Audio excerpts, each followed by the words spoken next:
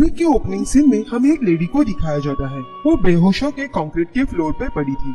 वो यहाँ कैसी आई ये हमें नहीं पता। उस लेडी को देखने पर उसके हाथों में खून लगा था और उसके शूज पर लगा हुआ खून धूप के वजह से सूख गया था। लेकिन वो जिस सिचुएशन में फंस गई है उसके सामने ये कुछ भी नहीं है। हम ऊंची उठती हुई समंदर की लहरें देखते हैं। उनकी आवाज के इको से वो सिचुएशन और भी ज्यादा डरावनी लग रही थी। उन वेव्स की वजह से उस कंक्रीट के वॉल पर क्रैशेस हुए थे। वेव्स की आवाज से वो लेडी होश में आती है। आंखें खोलने पर उसे सिर्फ कंक्रीट से बनी वॉल दिखाई दी। अभी तक उसे एहसास नहीं था कि वो कहाँ फंस गई है। ये स्ट्रक्चर एक कर्व शेप में है, जिसके ऊपर की तरफ बहुत ही ऊंची दीवार और नीचे की तरफ पूरी तरह से अंधेरा है। उसके ऊपर से उसकी फिजिकल हालत भी कुछ ठीक नहीं थी, जो उसकी यहाँ से निकलने में मदद कर सके। उसका लेफ्ट लेग उसके बॉडी के नीचे फोल्ड हुआ था और वो उसे मूव भी नहीं कर पा रही थी। वो जैसे ही सिचुएशन को अंडरस्टैंड करती है वो जोर से चिल्लाती है और उसके उस मूवमेंट से वो नीचे खिसकती है।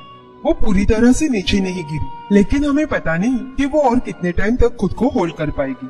उसे जो भी करना है वो बड़े ही आराम और पेशेंस के साथ करना होगा। अगर उसने एक भी गलती या फिर गलत मूव लिया तो यहाँ से सीधा नीचे जाएगी और उसकी मौत पक्की थी। नीचे खिसकने की वजह से उसका लेफ्ट लेग और भी दर्द करने लगा। उसके हाथों का हाल तो और भी बुरा था। उसकी सांसें तेजी से चल रही थी। यहाँ से निकलने के चांसेस काफी कम थे, लेकिन फिर भी वो अपने लाइफ के लिए प्रे करती है। हमें वहाँ का पूरा नजारा दिखाया जाता है।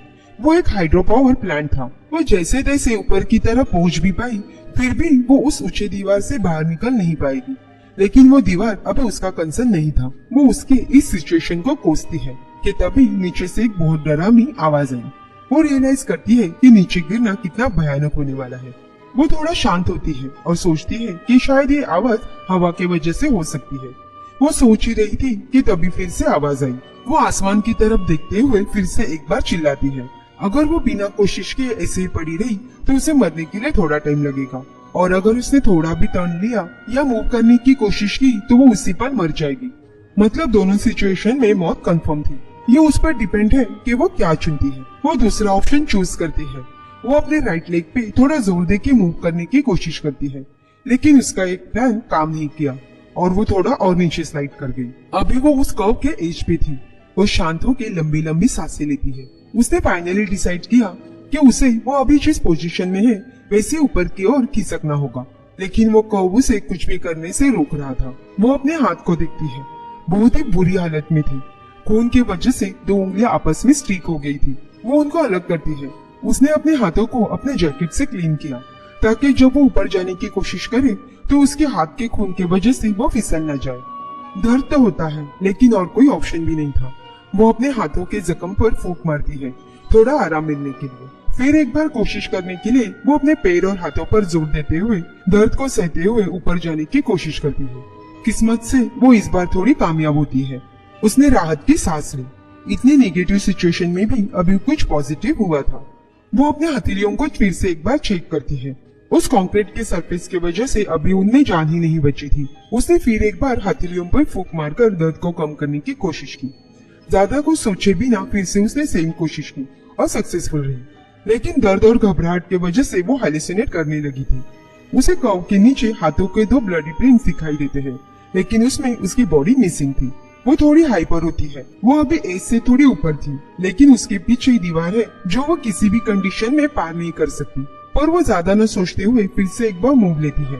इस बार जल्दबाजी की वजह से वो और थोड़ा नीचे गिर सकती है। पैनिक करने की वजह से वो हेलुसिनेट करती है। उसे फिर से वही ब्लडी प्रिंट्स दिखाई देते हैं, लेकिन इस बार वो कुछ ज्यादा ही लंबे हो गए थे। उसने फिर से मूव करने की कोशिश की, लेकिन तभी उसे एक जोरदार आवाज सुनाई दी। उन प्रिंट्स को फिर से देखने पर उस जगह पे और दो हैंड प्रिंट्स ऐड हो गए थे। ऑप्शंस दो थे। एक, वो अपने मरने का इंतजार करे, या फिर मूव करते हुए अगर वो नीचे गिरी तो उसकी जान जल्दी ही जाएगी। उसका दिमाग उसे कह रहा था कि अगर वो जो अभी कर रही है वो वैसी ही कोशिश करती रही तो वो जरूर सरवाइव कर पाएगी। हालात ही ऐसे थे कि उसे सही और गलत कुछ भी समझ नहीं आ रहा था। ऐसे लगता है कि उसके विल पावर के चलते वो टाइम से पहले नीचे गिर जाएगी। अभी तक उसने हिम्मत नहीं हारी। वो फिर से एक बार ट्राई करती है, लेकिन कुछ सेकंड्स में ही वो फिर से नीचे आती है। उसने अभी तक जो भी प्रोग्रेस की वो उसे किसी भी हालत में गंवाना नहीं चाहती, लेकिन वो और ज्यादा पैनिक होती है जब उसने नोटिस किया कि वो ब्लडी प्रिंट्स और भी ज्यादा स्ट्रेच हो गए हैं। जोर की आवाज आती है। उसे ये मौत की आवाज लगती है। जो नीचे अंधेरे से आ रही थी। उसकी हथेलियां ऑलमोस्ट डिस्ट्रॉय हो गई थी।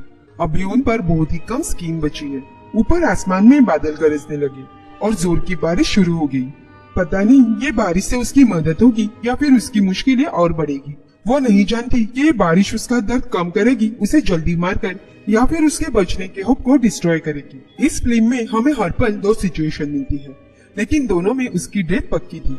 बारिश की बूंदें उसके चेहरे पे पड़ती है, उससे थोड़ा शांत फील होता है, जैसे ये कब उसका घर हो और वो यहाँ बहुत टाइम से हो। ये शांति या एंजॉयमेंट ज्यादा देर नहीं टिकता। बारिश के पानी की वजह से फिसलन हो गई और वो और थोड़ा नीचे स्लाइड कर जाती है। उसने आंखें बंद कर ली। उसे किसी भी हालत में हार नहीं माननी थी। अभी भी उसके अंदर वो सरवाइव करने की आग जल रही थी, लेकिन वो धीरे धीरे नीचे जा रही थी। तभी उसे याद आता है कि उसके गले में चेन है, तो उसने उसे निकालकर अपने हाथों पर बांध ली। लेकिन ये आइडिया इतना ज्यादा वर्क नहीं करता। हम उसे धीरे धीरे नीचे जाते हुए देख पाते हैं।